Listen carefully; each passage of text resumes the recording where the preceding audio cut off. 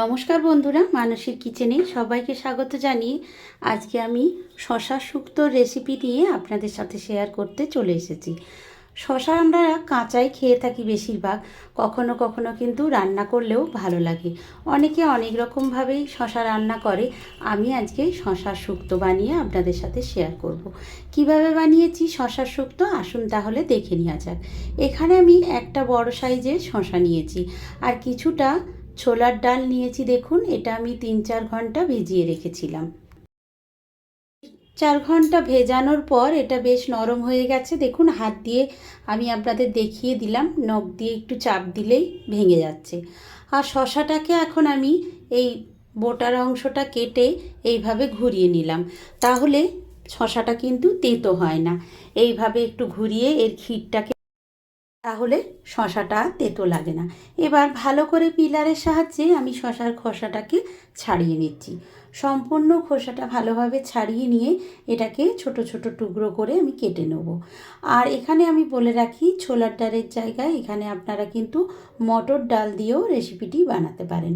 তো আমি নিয়েছি একটা শশা, আর দেখুন ছোট বাটির কিছুটা কম 1 বাটি ছোলার ডাল।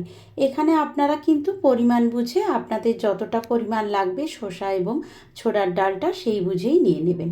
আমি আমার পরিমাণ বুঝে নিয়েছি। তো এইভাবে ছোট ছোট টুকরো করে নিচ্ছি শসাগুলোকে। আর আপনারা আপনাদের পছন্দ মতোও কাটতে পারেন, লম্বা লম্বা করেও কিন্তু কেটে নিতে পারেন। তো আমি দেখুন শসাটাকে সম্পূর্ণ কাটা হয়ে গেছে। এবার একটা পেস্ট বানাবো। কিছুটা আদা দিলাম আর কাঁচা লঙ্কা দিলাম, একটু জল দিয়ে মিহি পেস্ট বানিয়ে রাখলাম। এবার এটাকে একটা প্লেটে ঢেলে রাখবো। এই বাটিতেই আমি ডালটাকে বেটে নেব। এই ছোলার ডাল যেটা ভিজতে দিয়ে রেখেছি সেটাকে সম্পূর্ণ দিয়ে এর সঙ্গে আমি আর লবণ দিয়ে ভালোভাবে বেটে নেব। আরও কিছু উপকরণ দিচ্ছি, যেমন কাঁচা লঙ্কা আদার যে পেস্টটা বানিয়ে রেখেছিলাম সেটাকে 1 চামচ দিলাম, সামান্য একটু হিং দিলাম। হিং দেওয়ার জন্য সুন্দর একটা গন্ধ বেরোবে বড়ার মধ্যে, আর তাই আমি হিংটা খুবই সামান্য 1 চিমটি দিয়ে দিলাম। আর দেখুন এখন মিশ্রণটা ভালোভাবে তৈরি হয়ে গেছে, মানে ডালটাকে খুব ভালোভাবে পেস্ট করে নিয়েছি। এবার একটা প্লেটে ঢেলে রাখলাম। আর এই ডালটার মধ্যে এখন আমি একটু চিনি, একটু হলুদের গুঁড়ো আর সামান্য একটু কালো জিরে মিশিয়ে নিচ্ছি। খুব ভালোভাবে এটাকে চামচের সাহায্যে ফেটিয়ে নেব। আপনারা চাইলে হাত দিয়েও ফেটিয়ে নিতে পারেন। আর হ্যাঁ, আরেকটা কথা বলে রাখি, যখন আপনারা ডালটা বাটবেন তখন কিন্তু খুব বেশি জল দিয়ে বাটবেন না, তাহলে এই বড়াগুলো আর ভাজা যাবে না ভালোভাবে, এইভাবে দাঁড়াবে না। খুব পাতলা হয়ে গেলে কিন্তু বড়াগুলো ভাজতে সমস্যা হবে। তাই খুবই কম জল দিয়ে বাটবেন, প্রয়োজন হলে তখন আবার একটু দিয়ে তখন ঘুরিয়ে নেবেন মিক্সিতে। তো এইভাবেই আমি ডালটাকে বেটে নিয়েছি আর ছোট ছোট করে বড়াগুলো তৈরি করেছি। খুব বেশি বড় করিনি।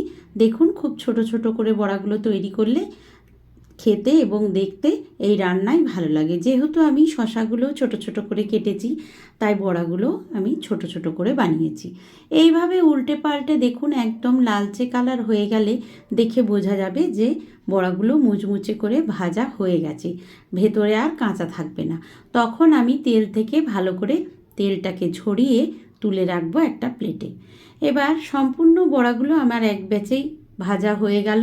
আমার আর দরকার হবে না আরেকটা ব্যাচে ভাজার। যদি বেশি পরিমাণ বানান তাহলে 2 ব্যাচে বা 3টে ব্যাচে ভেজে নিতে পারেন। তো আমি কম পরিমাণ বানাচ্ছি বলে একেবারেই ভাজা হয়ে গেল। এবার এই তেলে দেখুন একটু 5 ফোড়ন নিয়েছি, একটা শুকনো লঙ্কা, একটা তেজপাতা, এগুলো সব ফোড়নে দিয়ে দিলাম।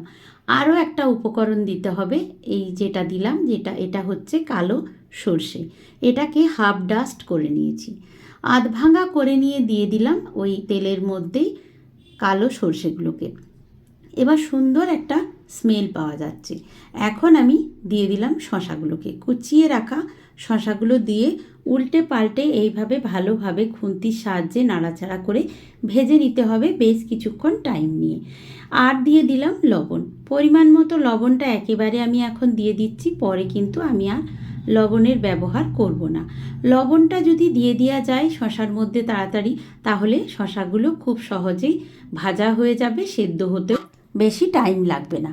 আর দেখুন আমি এখানে শুক্তো মশলা নিয়ে এসেছি বাজার থেকে। এটাকে এখন 1.5 থেকে 2 চামচের মতো ওই আদা আর কাঁচা লঙ্কার পেস্টের সাথে মিশিয়ে দিচ্ছি।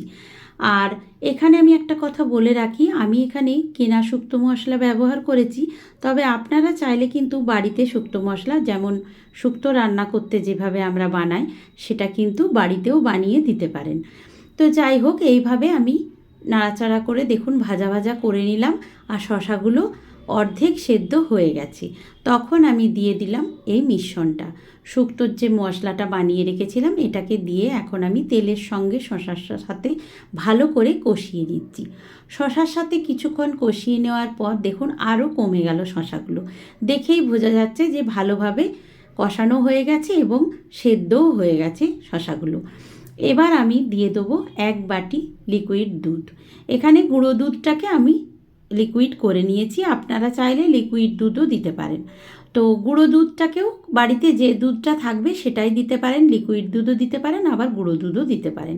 এটাকে দিয়ে সামান্য একটু বাটি ধোয়া জল দিয়ে দিলাম। দুধটাকে একটু বেশি পরিমাণেই দিয়েছি, কারণ ঝোলটা ফুটবে আর বড়াগুলো দিয়ে দিলে ঝোলটা অনেকটাই টেনে নেয় বড়াতে, তাই একটু বেশি পরিমাণেই দেওয়ার চেষ্টা করবেন। দেখুন খুব ভালোভাবে সেদ্ধ হয়ে গেছে। 5 মিনিট ফুটিয়ে নেওয়ার পরে ঢাকাটা খুলে নিলাম আর এবার আমি 1 চামচ চিনি দিয়ে দিলাম। চিনি দেওয়ার পরে সম্পূর্ণ বড়াগুলো আমি ঢেলে দিলাম ঝোলের সাথে, আর এইভাবে একটু ফুটিয়ে নিলেই রান্নাটা কিন্তু তৈরি হয়ে যাবে। খুব বেশিক্ষণ ফোটাবার দরকার নেই, তাহলে জলটা একেবারেই বড়াতে টেনে নেবে। একটুখানি ফুটিয়ে নিয়েই আমি এটাকে গ্যাসের ফ্লেমটাকে বন্ধ করে দেবো। তারপর সব শেষে দিয়ে দেবো 1 চামচ ঘি। এই ঘিটা দেওয়ার পরে কিন্তু দুর্দান্ত একটা স্মেল আসে, আর শুক্তোতে ঘি দিলে বেশি ভালো লাগে, ঘি না দিলে অতটা ভালো লাগে না। তবে আপনাদের যদি কারো ঘি খাওয়া অসুবিধা থাকে তাহলে এটা স্কিপ করতে পারেন। তো এইভাবে আমার শুক্তো রান্না হয়ে গেল। শশা শুক্তো যে এত ভালো খেতে হয় সত্যি আগে জানতাম না। আপনারাও অনুরোধ রইল একবার বাড়িতে বানিয়ে দেখবেন আর আমাকে কমেন্ট করে জানাবেন আপনাদের এই শশা শুক্তো রেসিপিটা কেমন লেগেছে। নতুন পুরনো সকল বন্ধুদের অনেক ধন্যবাদ আমার সাথে থাকার জন্য। আমার চ্যানেলটিকে সাবস্ক্রাইব করে নতুন বন্ধুরা বেল নোটিফিকেশনটা অন করে দেবেন।